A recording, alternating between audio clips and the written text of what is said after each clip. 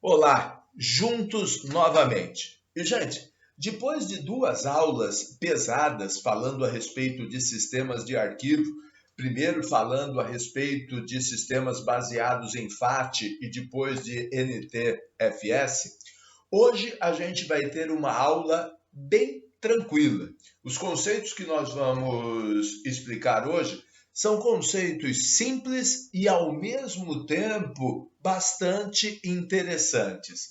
Nós vamos falar a respeito de memória virtual, nós vamos falar a respeito de memória virtual paginada ou paginação de memória, e tudo isso surgirá a partir da nossa discussão sobre o que seja multitarefa, que eu tenho certeza que você sabe o que é. Se eu te perguntasse agora o que é multitarefa, eu tenho certeza que você me responderia.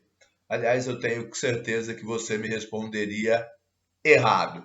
Então, meus amigos, vamos lá. Vamos ver um pouco sobre tudo isso.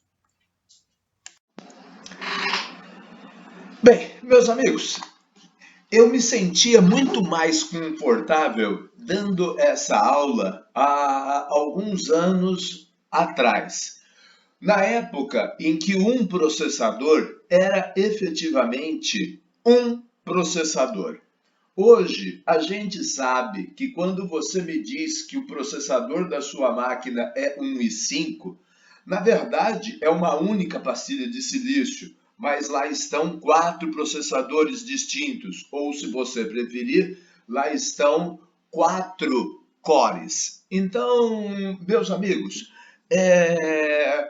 vamos considerar, pelo menos no início da aula de hoje, que os nossos processadores, eles são como eram há anos atrás. Vamos considerar que um processador é um processador. Aí eu vou definir tudo que eu quero definir com vocês e no final da aula a gente volta a ponderar como é hoje. Tudo bem? Legal. Então, meus amigos, se eu te perguntasse o que é multitarefa, eu tenho certeza que a grande maioria de vocês responderia: professor, multitarefa é a capacidade que o nosso computador tem de executar várias tarefas simultaneamente, de executar várias tarefas ao mesmo tempo. E, gente, essa definição está errada. Essa definição está errada. Por quê? Porque simultaneamente quer dizer ao mesmo tempo. E um processador não consegue fazer isso. Um processador só consegue fazer uma coisa de cada vez. Só consegue executar uma instrução de cada vez. Logo, só consegue executar um programa de cada vez. Então, o que é multitarefa? Gente, o correto é dizer que multitarefa é a execução de várias tarefas, vários programas concorrentemente. Simultaneamente, não. Concorrentemente. Gente, se a gente for ao dicionário, a gente vai encontrar como sinônimo de concorrente disputa, concorrência, também sincronia. Então, na verdade, os diversos programas, eles não são executados ao mesmo tempo. Eles, na verdade, eles disputam o tempo do meu processador. Na verdade, o meu processador se alterna entre eles, executando um pouquinho o primeiro programa, depois o segundo, depois o terceiro, depois o quarto, voltando ao primeiro, ao segundo, ao terceiro, ao quarto. Só que a gente não pode se esquecer que o nosso computador é muito rápido. Então, ele se alterna entre as diferentes aplicações numa velocidade tal que a nossa impressão, o nosso sentimento é que tudo está acontecendo ao mesmo tempo. Bom, Muitas vezes na literatura o termo multitarefa é colocado como time sharing, como compartilhamento de tempo, que é exatamente o que acontece num regime de multitarefa. Os processos, os programas, eles compartilham o tempo do processador. Então, para ficar mais claro, para que a gente possa enxergar isso de um ponto de vista mais prático, vamos imaginar o seguinte: cheguei em casa a fim de ver um filme. Fui para o meu computador e fui fazer o download do filme. Esse download vai demorar alguns minutos e eu não quero ficar de braços cruzados. Então, enquanto isso, resolvi colocar uma musiquinha, resolvi colocar uma música no computador e, ao mesmo tempo, que enquanto vou curtindo uma musiquinha, vou respondendo os meus e-mails. Então, nesse momento, o meu computador vai ficar alternando entre essas três tarefas, ou seja, filme, música, e-mail, filme, música e e-mail, filme, música e e-mail. O professor, o cantor que está cantando é gago? Oh, meus amigos, eu entendo a tua colocação, eu entendo a tua pergunta.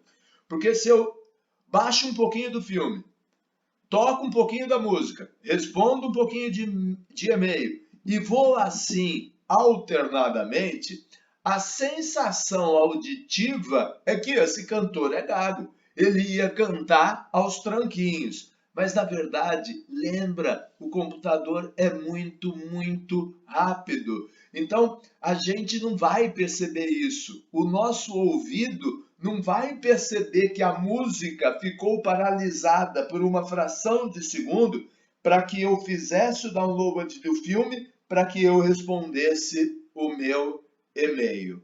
Então, isto é multitarefa. É assim que as coisas acontecem. Agora, acontecem como? Será que tem o dedo do Divino Espírito Santo em tudo isso? Ora, claro que não.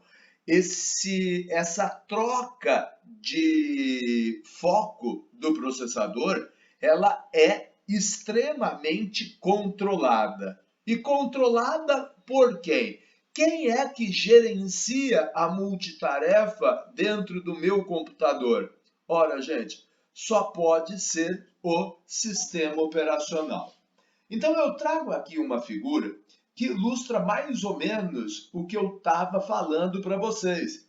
Aqui eu tenho a linha do tempo em nanosegundos e olha aí, nos primeiros 100 nanosegundos ele fez um pouquinho do download, depois parou, reproduziu um pouco da música, depois parou, deu uma adiantada nos e-mails, parou, mais um pouquinho do download do filme, parou, mais um pouquinho da reprodução da música e assim por diante. É assim que a coisa está acontecendo.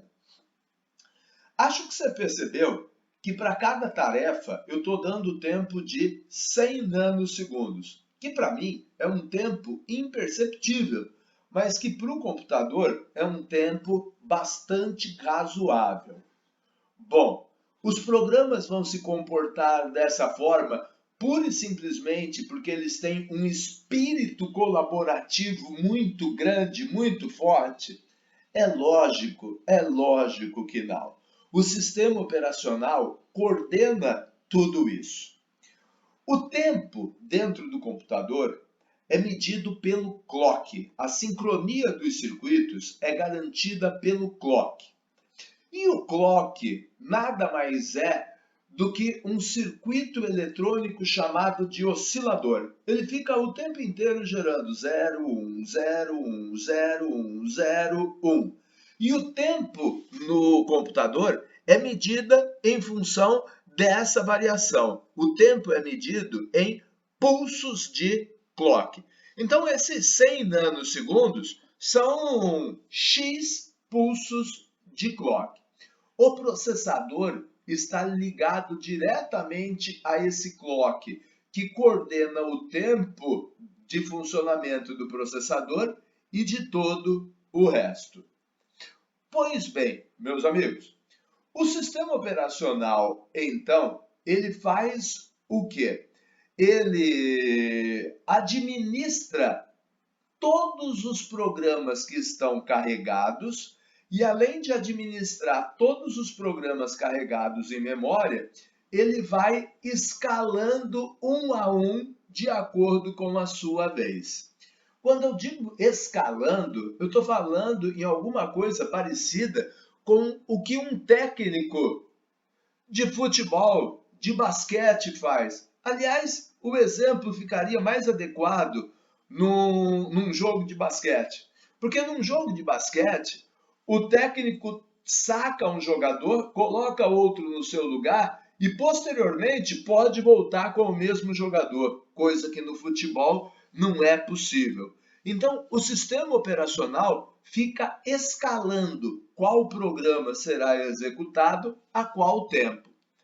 Por isso que o sistema operacional, que é um software relativamente grande e complexo, é sempre estudado em módulos. E o módulo do sistema operacional responsável pelo controle da multitarefa é o escalonador de processos, ou, se você preferir, o scheduler, que é o termo em inglês. Bom, agora que a gente já tem uma ideia do que é multitarefa realmente e de como ela vai funcionar, quais os atores envolvidos no processo, o processador, o sistema operacional, através do seu escalonador de processos. Para aprofundar na discussão, eu gostaria de buscar com vocês uma situação um pouco mais prática. Então, olha, eu quero executar num regime de multitarefa 4 programas distintos: P1, P2, P3 e P4. E estou te dando o tamanho de cada um desses programas em nossa memória. Ou seja, P1 é o maiorzão da turma, ocupa 2 megabytes. P2 e P3, em termos de tamanho, se equivalem, ocupam 1 megabyte. P4 é o menorzinho da turma, meio megabyte. Porém, a minha memória é de 4 megabytes. Obviamente, gente, esse é um exemplo fictício. Os valores são tirados da minha cabeça. 4 megabytes de memória hoje é um absurdo, é nada. Bom, eu não sei se você já reparou qual é o problema, mas se não reparou, esse quadro te mostra isso. Os meus programas totalizam 4,5 megabytes, mas eu só tenho 4 MB de memória. Então o programa P1 cabe dentro da minha memória. O P2 cabe dentro da minha memória. O P3 cabe dentro da minha memória. Quando eu vou colocar o P4, a memória esgotou-se. Toda a memória foi preenchida. Não há espaço para ele. Moral da história: é impossível rodar esses 4 programas em regime de multitarefa. Por quê? Porque a memória não suporta. Ô, gente, isso não é mentira. Isso não é mentira. Mas será que em toda a história da computação ninguém se deparou com esse problema antes de nós? Será que não dá para dar um jeitinho? Gente, dá. E esse jeitinho é o que a gente chama de memória virtual. Só que antes de falarmos de memória virtual, eu quero abordar como é esse lance de multitarefa nos dias atuais. Porque eu entendo, um processador só pode executar uma instrução por vez, logo, ele só executa um programa de cada vez. Só que o meu computador é um i5, é um i7, tem 4 processadores, tem 6 processadores. Então, ele pode executar vários programas ao mesmo tempo. Então, será que multitarefa é alguma coisa útil nos dias de hoje? Será que multitarefa não era só importante quando os processadores tinham um único núcleo? Será que hoje eu preciso de multitarefa? Ô, gente, eu não vou falar muito para te explicar, não. Eu quero te mostrar uma imagem. Vamos lá, olha atentamente a imagem que eu vou te mostrar. Ô, professor, o senhor está me mostrando o gerenciador de tarefas, não é? É. E o gerenciador de tarefas, ele me mostra que nesse momento eu tenho 2 programas abertos, o Word e o Windows Explorer. Porém, gente, olha a quantidade de processos em segundo plano. Olha, eu nem dei scroll na tela ainda, mas são muitos. São muitos os processos que estão rodando em segundo plano. A maior parte deles são processos do sistema operacional. E o que eu estou querendo te mostrar com isso? Eu estou querendo te mostrar que o meu computador agora não está executando só o Word e o Windows Explorer. Ele está executando essa galera toda. E conforme eu te disse, um processador dá conta de um programa por vez. Se eu tenho 4 processadores, se eu tenho 6 processadores, eu consigo dar conta de 6 programas de cada vez. Mas, gente, acho que eu tenho muito mais do que 6 processos em execução. Concorda comigo? Olha lá a quantidade de processos que eu tenho executando em paralelo com os meus programas é muito grande. É mais de uma centena deles. Ora, como eu posso executar uma centena de processos em uma máquina que só tem 6 núcleos? Como é que eu posso executar uma centena de processos paralelamente, simultaneamente, numa máquina que só tem 6 processadores? Ô, gente, a palavra simultaneamente está sendo usada erroneamente pela minha pessoa. A palavra correta é concorrentemente. Então, cada um dos teus núcleos está sendo compartilhado por alguns processos e eles estão usando o teu processador num regime de multitarefa. Ou seja, meus amigos, o ano é de 2020. Os nossos processadores hoje são multicore e a multitarefa continua sendo necessária.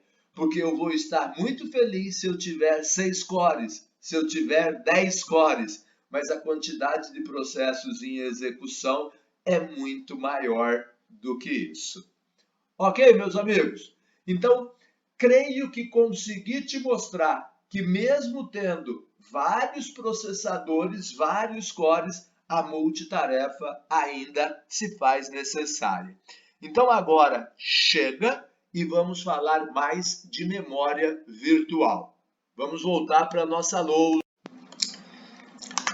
Bem, como o próprio nome diz, memória virtual é uma memória que não existe de fato. É uma memória virtual. Na verdade, consiste em pegar parte do HD, parte do nosso disco e usá-la como se fosse memória. Vocês devem estar lembrados do problema que a gente tinha. O P4 não cabe em memória. Então, como o uso da memória virtual, ele ficará aonde? Ele ficará no disco. E a execução dos 4 programas em regime de multitarefa se dará da seguinte maneira. Olha lá. No instante de tempo T0, eu vou executar P1.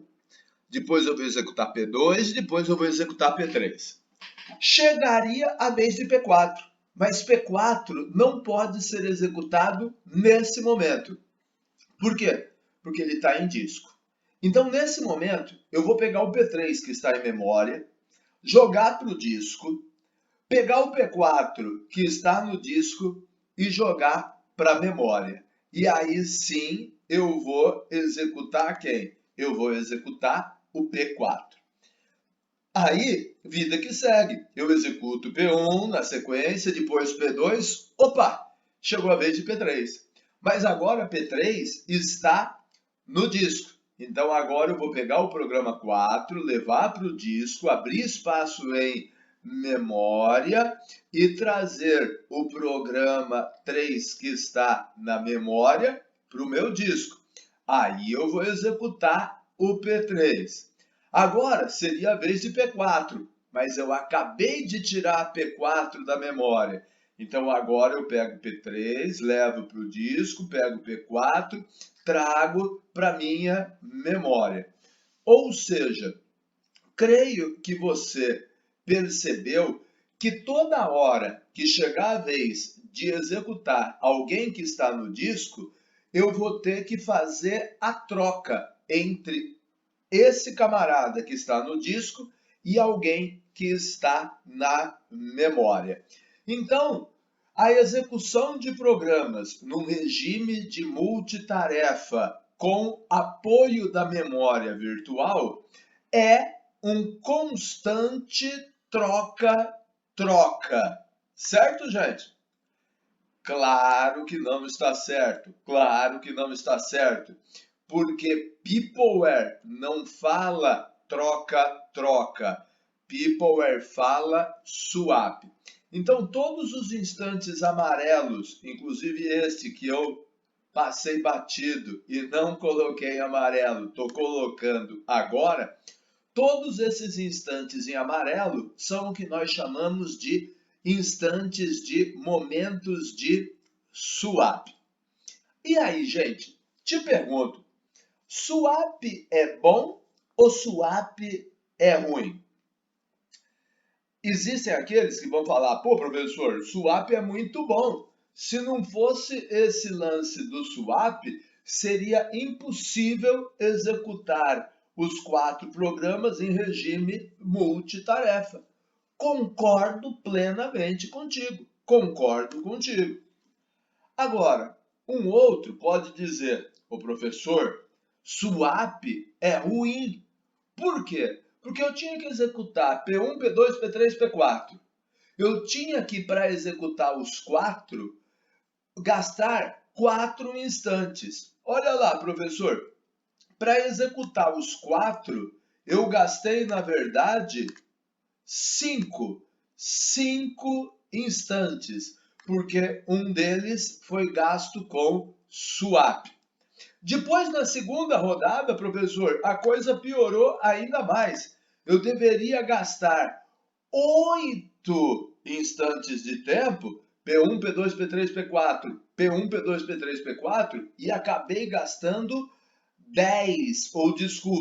11 instantes de tempo, porque no meio do caminho eu tive 3 swaps. Então, professor, eu acho que swap causa um retardo no processamento, traz uma lentidão ao processamento.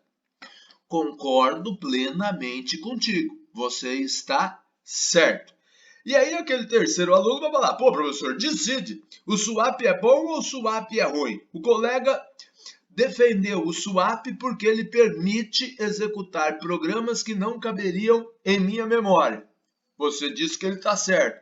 Agora o colega diz que o swap traz lentidão ao processo. E o senhor diz que está certo também? Esse lance de swap, afinal de contas, é bom ou é ruim? Ô, gente, como tudo na vida, eu tenho o lado bom e o lado ruim. o lado bom da memória virtual é exatamente o enaltecido pelo colega. A possibilidade de rodar uma quantidade maior de programas que suportaria na minha memória. E o lado ruim é a perda de tempo que eu terei nos processos de swap. Então, podemos dizer que swap é um mal necessário. Agora, meus amigos, eu estou falando aqui há menos de 10 minutos de memória virtual para vocês e vocês já detectaram um problema, que é a tal da lentidão. Ora, será que até hoje não surgiu nenhuma solução para esse problema? Gente, já. A memória virtual que eu estou te mostrando é a memória virtual padrão, tal qual foi criada há décadas atrás. Hoje, a gente não trabalha mais com a memória virtual nesses moldes. Hoje, a gente trabalha com a memória virtual paginada. E o que significa dizer que a memória virtual é paginada? Ora, na paginação de memória, a nossa memória será dividida em pedaços de 4 kilobytes. Cada um desses pedaços nós vamos chamar de páginas. E olha só que coincidência, gente. Na aula passada, nós vimos que um cluster NTFS tem por padrão o tamanho de 4 kilobytes. E hoje a gente descobre que uma página de memória é um pedaço de memória de tamanho 4 kilobytes. Nossa, que coincidência! Meus amigos, na verdade não é coincidência. Na verdade, é para que o conteúdo trazido do disco caiba exatamente em uma unidade de memória, em uma página de memória. Então agora, as coisas vão ficar levemente diferentes. Vamos voltar aos nossos 4 programas. Lembra do P1? Ele tinha tamanho de 2 megabytes. Se você preferir 500 páginas, 2 MB dividido por 4K vai dar 500 páginas. Lembra de P2 e P3? Tinham tamanho de 1 MB, 250 páginas cada um deles. P4 tem tamanho de meio megabyte, ou se preferir, 125 páginas. E a minha memória toda tinha 4 megabytes, ou melhor, tinha 1000 páginas. Então, conforme eu estou te mostrando aqui embaixo, parece que eu rodei e vim parar no mesmo lugar. Eu tinha um problema que o P4 não cabia na memória, paginei a minha memória e continuei com o mesmo problema. Porque P1, P2 e P3 consomem as 1000 páginas de memória que eu tenho disponível. O P4 não caberá do mesmo jeito. Porém, não é assim que a paginação de memória trabalha. Na paginação de memória, a memória será dividida em vários pedacinhos de 4K, em várias páginas. E, gente, para que carregar o programa inteiro? Para que carregar o programa inteiro na hora da execução? O meu processador não vai executar todas as instruções dele de uma vez só? Ele vai executar instrução a instrução? Então, quando eu pedir para carregar o programa, ele vai carregar uma página de P1, outra página de P2, uma página de P3, uma página de P4 e já vai começar a execução. Ou seja, eu ficarei com 996 páginas livres. E melhor do que isso, se os programas não são mais carregados integralmente, se eles serão carregados página a página à medida que as páginas se fizerem necessárias, isso é bom, pois adianta o início do processamento do programa. Ou seja, Eu não vou mais precisar esperar carregar 500 páginas para então começar a executar o programa 1. Depois carregar 250 páginas para executar o programa P2. Não, eu executo uma página e já saio executando. Aí, à medida que os programas forem solicitando o resto dos códigos, as demais páginas vão sendo carregadas. Ou seja, você trocou um carregamento à vista por um carregamento em prestações, o que me parece interessante. Além do mais, quando eu precisar de um swap agora, eu não mais vou retirar um programa inteiro da memória, eu vou tirar uma página. Ou seja, antes da paginação, quando eu precisava fazer um swap, eu tirava um programa de 1 mega e colocava um programa de meio mega. Eu tirava 250 páginas e colocava e carregava 125. Isso tem um tempo, isso tem um custo. Ora, agora eu não faço mais isso. Quando eu precisar fazer um swap, quando eu precisar carregar uma página em memória e eu não tiver mais página nenhuma, o que eu vou fazer? Eu vou tirar uma página e carregar outra página. Eu vou tirar 4K e carregar 4K. Sem sombra de dúvida, muito mais rápido do que tirar 1 mega e carregar meio mega. E, gente, isso se eu precisar de swap.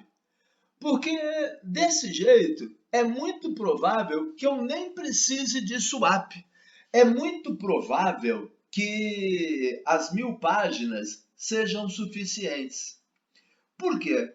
Porque, gente, quando eu escrevo um programa, quando eu escrevo um código, nem todas as instruções desse código são executadas.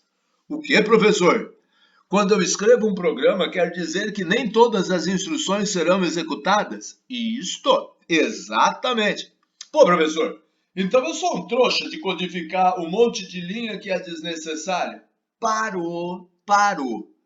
Quem falou que as linhas não são desnecessárias? Eu falei isso? Eu falei que elas não serão executadas.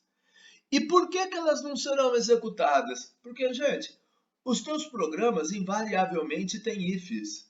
E quando você encontra um if, ou você executa isso, ou você executa aquilo.